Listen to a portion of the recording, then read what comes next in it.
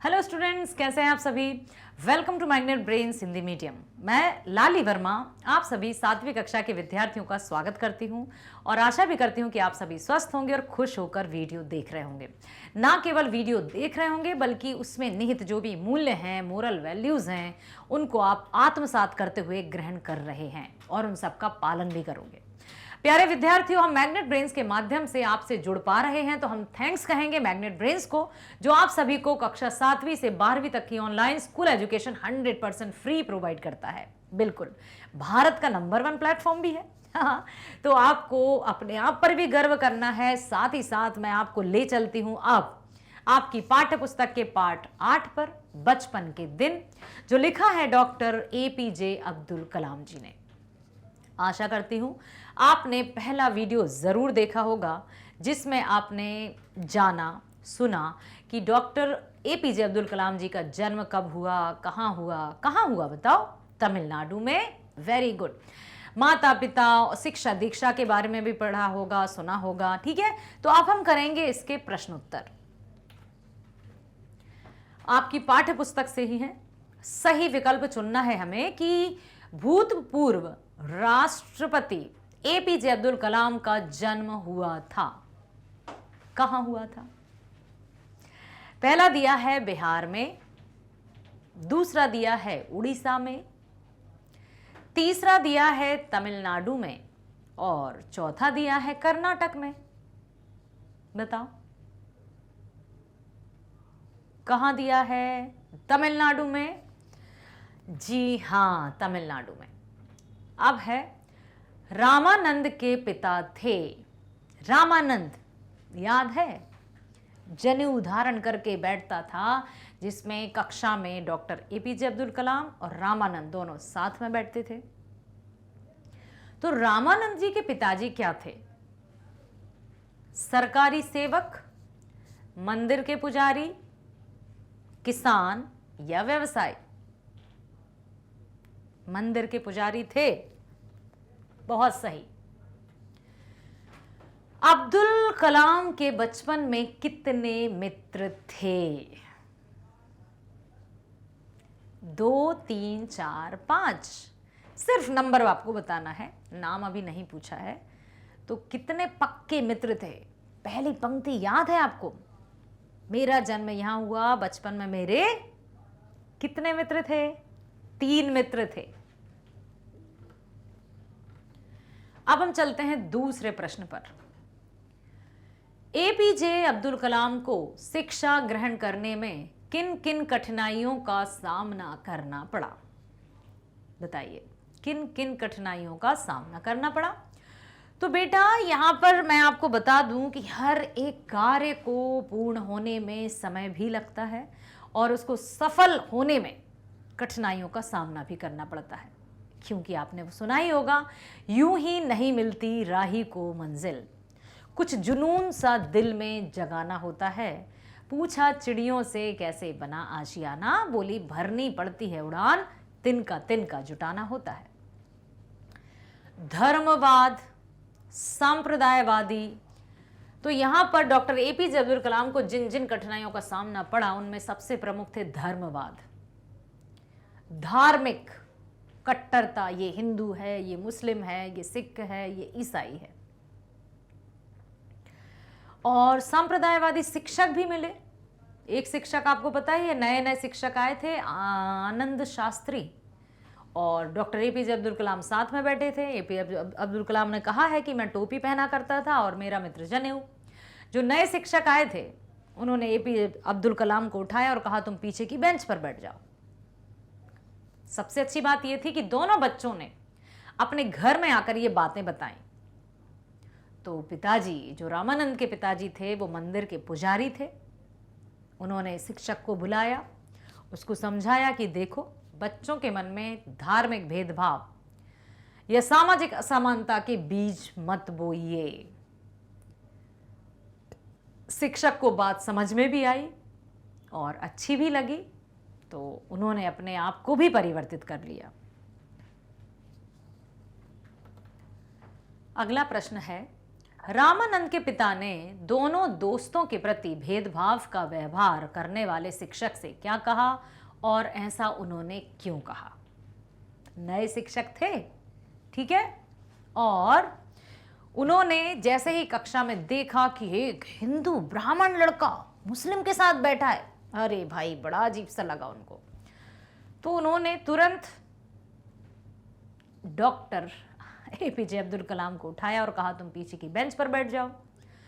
उनको बिल्कुल अच्छा नहीं लगा। साथ ही साथ रामानंद भी उदास हो गए कि पीछे जा रहा है।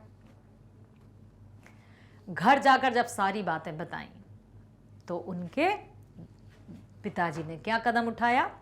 रामानंद के पिता ने दोनों दोस्तों के प्रति भेदभाव का व्यवहार करने वाले शिक्षक से कहा। क्या कहा? कि उन्हें निर्दोष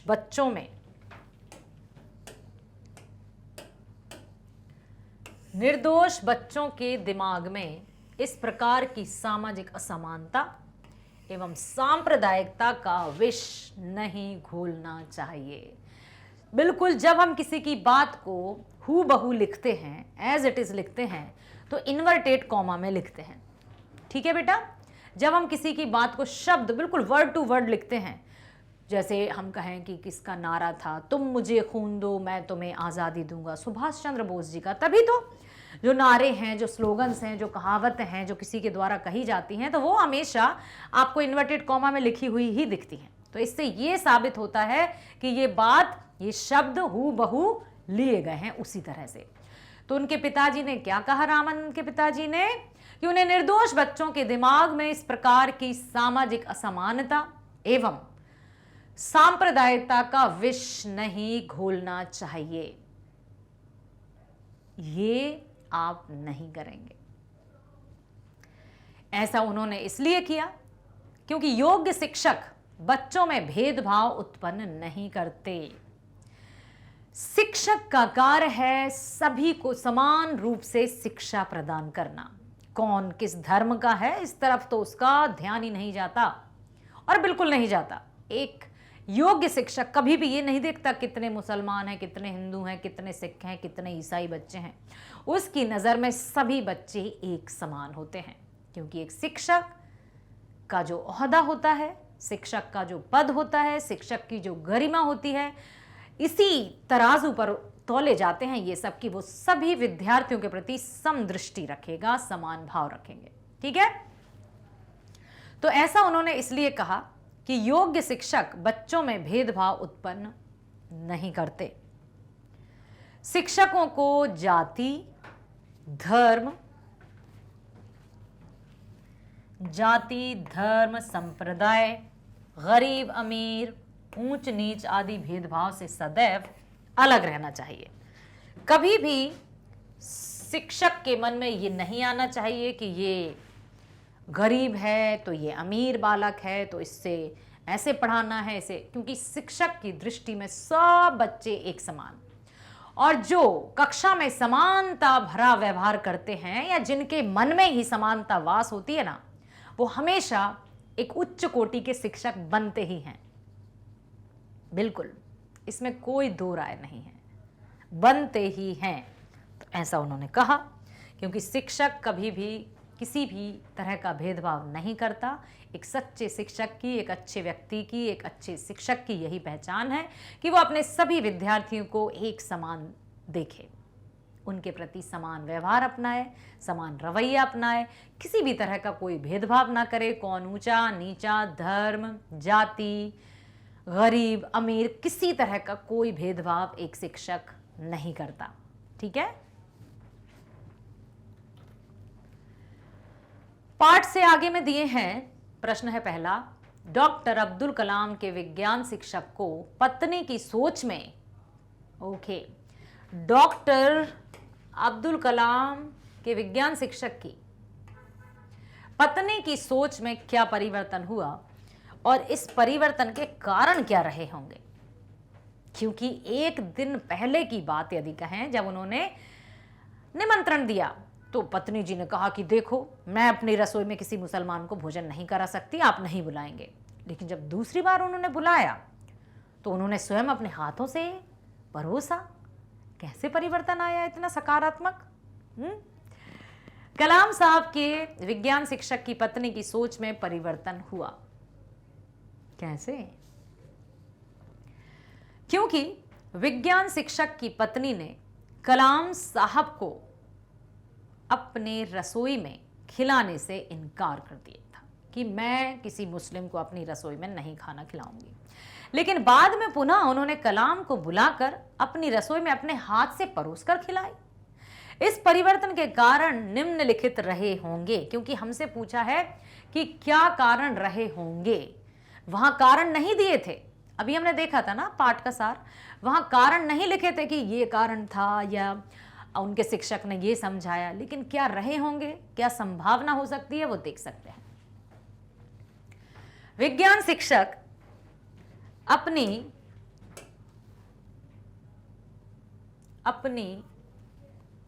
जो श्रीमती जी थी, अरे सॉरी बच्चों, अपनी श्रीमती जी को सांप्रदायिक भावनाओं से समाज बंटता है का ज्ञान दिए होंगे। उन्होंने बिल्कुल यही कहा होगा कि देखो इस तरह का भेदभाव नहीं करना है, हाँ, अर्थात मानव को मानव समझो इत्यादि पाठ उन्होंने बताया, जिससे उनकी समझ में आया। अगला है, नए शिक्षक के द्वारा डॉक्टर अब्दुल कलाम को उनके मित्र रामानंद से अलग हटकर बैठने को कहा गया। शिक्षक के इस व्यवहार पर अपनी राय तर्क सहित दीजिए।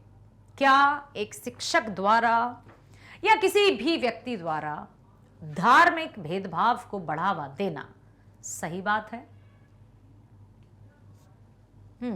बताएं। और खास तौर से एक शिक्षक द्वारा जो भविष्य का निर्माण करते हैं, जो विद्यार्थियों के चरित्र का निर्माण करते हैं, जो एक अच्छे सुसभ्य नागरिक का निर्माण करते हैं, क्या उन्हें इस तरह का रवैया अपनाना चाहिए?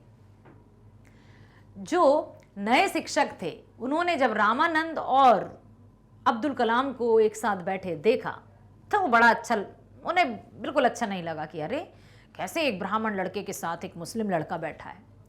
उन्होंने अब्दुल कलाम को खड़ा कर दिया और बोला जाओ तुम पीछे बैठो, जिससे ना तो अब्दुल कलाम को ही अच्छा लगा और ना ही रामानंद को अच्छा लगा। जब उन्होंने घर जाकर ये सारी बातें बताई तो उनके पिताजी ने शिक्षक को बुलवाया, रामानंद के पिताजी जो कि मंदिर के वरिष्ठ पुजारी थे, समझा दिया, जिससे उनकी समझ में भी आ गया। हमारी राय से शिक्षक का व्यवहार उचित नहीं था। ठीक है, क्यों? क्योंकि इस प्रकार के व्यवहार वाले शिक्षक स्कूल में बच्चों के बीच सांप्रदायिकता, जातिवाद का विष बोते हैं। विष का अर्थ समझते हो? विष का अर्थ होता है जहर,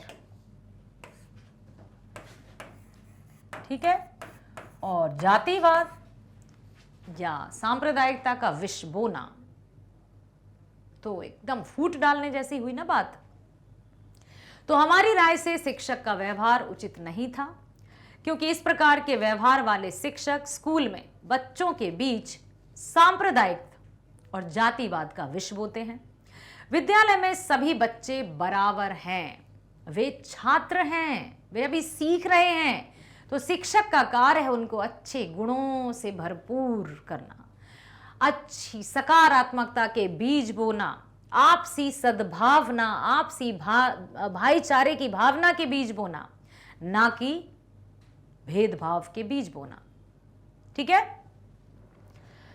उनके लिए अर्थात शिक्षकों के लिए ना कोई छात्र हिंदू है, ना कोई मुस्लिम है, ना कोई सिख है, ना कोई ईसाई है, उनके लिए सभी छात्र बराबर हैं।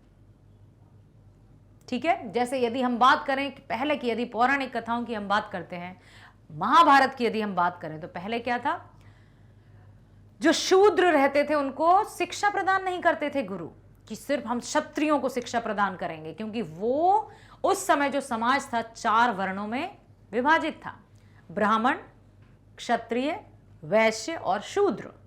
ब्राह्मण का कार्य था पूजा अर्चना करना, शिक्षा प्रदान करना, क्षत्रिय का कार्य था युद्ध कला आदि का कौशल सीखना, वैश्य का कार्य था व्यापार करना और शूद्र केवल सेवा करना। एकलव्य आपको याद है, गुरु द्रोणाचार्य जब कौरवों और पांडवों को धनुर्विद्या सिखाते थे, तब एकलव्य चुपके से गुरु द्रोणाचार्य की प्रतिमा बनाकर शिक्षा ग्रहण करता है और बिल्कुल अर्जुन की भांति ही वो भी धनुर्धारी बन गया। तो ये पहले ऐसा होता था, तो उसी का थी थोड़ा थोड़ा यहां भी समाज में आ गया, और ब्राह्मण क्षत्रिय वैश्य शूद्र ना होकर हिंदू मुस्लिम सिख ईसाई हो गए, जबकि हर तरह का जातीय भेदभाव एकदम गलत है।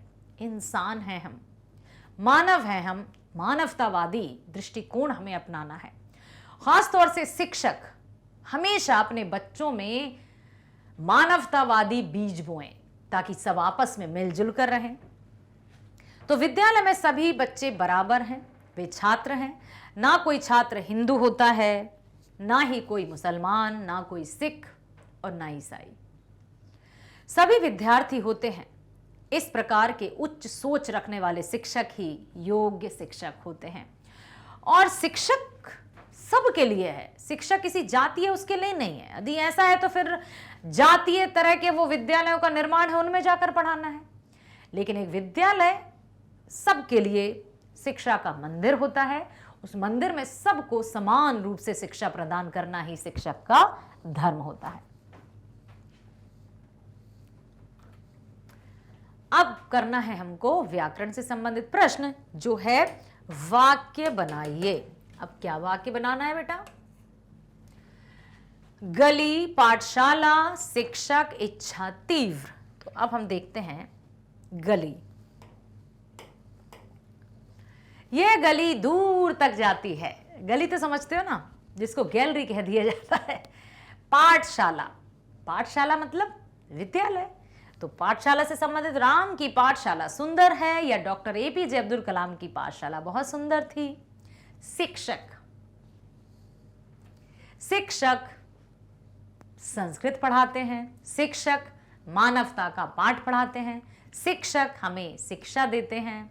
इच्छा, हमें कर्म के प्रति इच्छा जागृत करनी चाहिए, हमें अपनी इच्छा को हमेशा जागृत अवस्था में रखनी चाहिए, या इस तरह से लिख सकते हैं मानव की इच्छा मंजिल तक पहुंचाती है, मानव को इच्छा मंजिल तक पहुंचाती है। तीव्र, तीव्र धार वाली चाकू दो। तीव्र मतलब तेज, ठीक है। तो इस तरह से हम वाक्य बना सकते हैं। पर्यायवाची शब्द लिखना है। पर्यायवाची शब्द अर्थात और इन्हीं शब्दों को क्या कहा जाता है? धनी, क्या कहेंगे धनी को? जल्दी लिखो, जल्दी लिखो, मैं वेट कर रही हूं आपके कमेंट सेक्शन में। जल्दी से लिखिए धनी को और क्या कहते हैं? अमीर, वाओ। घर,